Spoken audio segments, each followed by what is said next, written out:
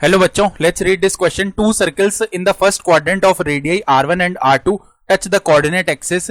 Each of them cuts off an intercept of 2 units with the line x plus y is equal to 2. Then r1 square plus r2 square minus r1 r2 is equal to. तो यहाँ पे हमें इस expression का value बताना है r1 square plus r2 square minus r1 r2. Start कर लेते हैं देखो अपने की कॉन्सेप्ट से. तो यहाँ पे देखो की कॉन्सेप्ट क्या हो जाएगा. हम जानते हैं कि इफ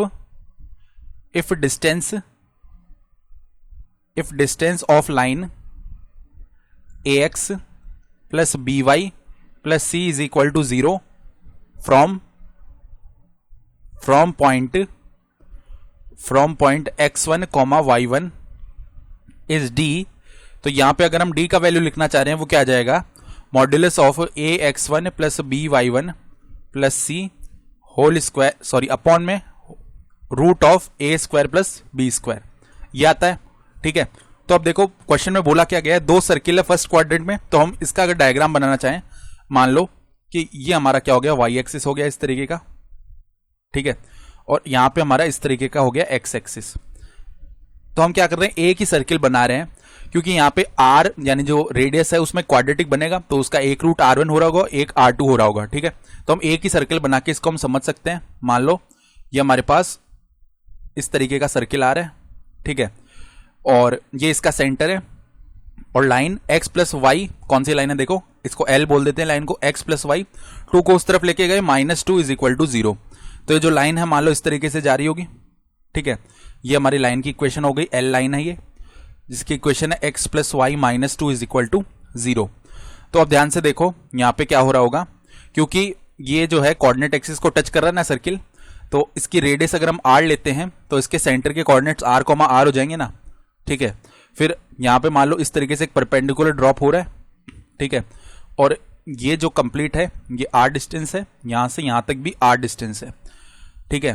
फिर यहां से हमने इसको मिला दिया ऐसे. तो अब ध्यान से देखो हमें बोला गया है each of them cuts off an intercept of 2 units with the line x plus y -2 is equal to 0. तो देखो हम जानते हैं कि लेंथ ऑफ इंटरसेप्ट क्या होती है. लेंथ ऑफ इंटरसेप्ट को समझने के लिए देखो ऐसे मान सकते हैं इसको कि यहां पे अगर ये परपेंडिकुलर होगा ना, ठीक है, क्योंकि सेंटर से यहां पे एक परपेंडिकुलर ड्रॉप कर रहे हैं हम, तो ये मान लो P है परपेंडिकुलर, सही है, और ये R होगी. तो अगर हमें ये कंप्लीट चाहिए, इसको हम AM बोल देते हैं. तो AM का जो वैल्यू है ना वो हम कैसे लिख सकते हैं, देखो यहां पे अगर AM का वैल्यू लिखना चाहते हैं तो उसके लिए देखो ये किसके इक्वल आने वाला है. यहां पर इसको देखो अलग से बना सकते हैं हम. ये मान लो हमारे कोई सर्किल है, ये लाइन जा रही होगी इस तरीके से, ये मान लो परपेंडिकुलर है, ये R है. तो पाइथागोरस थ्योरम से अगर हम ये बेस लिखना चाह रहे हैं तो बेस का जो वैल्यू है, मान लो बेस स्मॉल b है, तो स्मॉल b का वैल्यू क्या आएगा, यहां से ये वैल्यू आ जाएगा square root of r square minus में p स्क्वायर, ये वैल्यू आएगा. अब हमें ये पूरा AM चाहिए तो AM डबल हो जाएगा ना इसका, तो twice of square root of r square minus p square. ये क्वेश्चन में किसके इक्वल है, 2 के इक्वल. तो यहां से 2 डिवाइड हुआ तो root of r square minus p square का जो वैल्यू है वो 1 आ गया. ठीक है. अब स्क्वायर कर लेते हैं बोथ साइड, तो r square minus p square का वैल्यू 1 के इक्वल आ जाएगा. ठीक है. अब ध्यान से देखो यहाँ पे फर्दर हम क्या करने वाले हैं, अगर हमारे पास ये वैल्यू बनने वाला है तो अब देखो यहाँ पे ये जो सेंटर है r, हम इसकी डिस्टेंस लिख लेते हैं इस लाइन से, x plus y -2 is equal to 0, वही हमारा p का वैल्यू हो जाएगा. तो देखो यहाँ पे अगर हम p लिखना चाह रहे हैं इसको तो इक्वेशन 1 बोल दो. तो p का जो वैल्यू है वो किसके इक्वल आएगा, मॉड ऑफ लाइन की इक्वेशन में रख देते हैं. तो क्या बन जाएगा, r प्लस r यानी कि 2r माइनस का 2 upon square root of 1 square plus में 1 स्क्वायर. तो ये किसके इक्वल आया, mod of 2r minus 2 upon में रूट 2 आ गया. ये वैल्यू उठा के यहां पे रख देते हैं. तो देखो r स्क्वायर माइनस में या चलो पहले p स्क्वायर भी निकाल सकते हैं हम. p स्क्वायर का जो वैल्यू है वो किसके इक्वल आ जाएगा, यहां से 2r माइनस 2 और मॉड का स्क्वायर करेंगे तो इसको ऐसे लिख सकते हैं 2r माइनस 2 इसका होल स्क्वायर अपॉन में 2.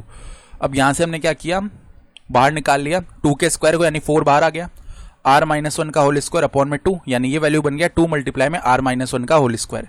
अब ये वैल्यू उठा करके यहाँ पे रखेंगे तो r स्क्वायर माइनस में 2 मल्टीप्लाई में r माइनस 1 का whole square is equal to 1 आ रहा है. इसको हम ओपन कर लेते हैं. तो r स्क्वायर माइनस में 2 मल्टीप्लाई में r स्क्वायर प्लस 1 माइनस का 2r, ये 1 के इक्वल है. 2 को अंदर मल्टीप्लाई किया तो r square minus 2r square minus का 2 और प्लस में 4r, ये 1 के इक्वल है। ठीक है, are square minus 2r square हो गया माइनस का r स्क्वायर, फिर माइनस 2 और माइनस 1 इधर आया तो माइनस का 3 प्लस का 4r इज इक्वल टू 0। सभी टर्म्स को उस तरफ लेके जाते हैं तो आर स्क्वायर माइनस का 4r plus 3 is equal to 0। तो यहाँ पे हम क्या बोल सकते हैं कि r square mid term split किया तो minus 3r minus r plus 3 is equal to 0। Further अगर r कॉमन कर लिया तो r माइनस 3 बनेगा, माइनस 1 कॉमन कर लिया r माइनस 3 बचा, ये 0 के इक्वल है। फर्दर यहाँ से अगर r माइनस 3 को कॉमन कर लिया तो r माइनस 1 बनेगा, ये 0 के इक्वल है। तो r के दो वैल्यूज आए, जो कि एक तो r1 का वैल्यू होगा वो 3 आ गया और r2 का वैल्यू 1 आ गया। अब हमें देखो निकालना क्या है, r1 square plus r2 square minus r1 r2, r1 square plus r2 square minus r1 r2, इसका वैल्यू अगर लिख रहे हैं तो देखो 3 का स्क्वायर प्लस में 1 का स्क्वायर माइनस में 3 मल्टीप्लाई में 1, तो ये आ गया हमारे पास में 9 प्लस में 1 माइनस में 3। तो ये कितना आ जाएगा वैल्यू, देखो 9 प्लस 1 10 और 10 माइनस 3 यानी कि 7। तो 7 जो है वो हमारा रिक्वायर्ड आंसर हो जाएगा इस क्वेश्चन के लिए। I hope you understood this explanation. Best of luck.